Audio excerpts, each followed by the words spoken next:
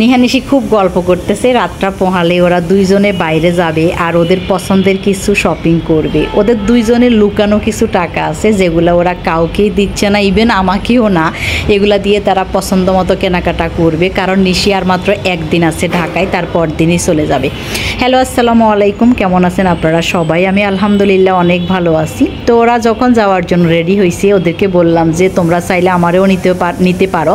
আর নিশির যেহেতু শেষ দিন, তাহলে তোমাদেরকে আমি কিছু খাওয়াবো, আর নিশি কী কিনতে চাই সেটাও একটু দেখতে চাই।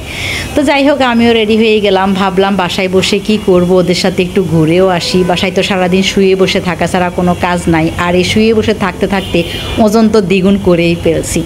তো আমরা বের হয়ে গেছি রিং রোডে, আর সেখান থেকে একটা রিক্সা নিয়ে আমরা চলে গিয়েছি স্টেপে।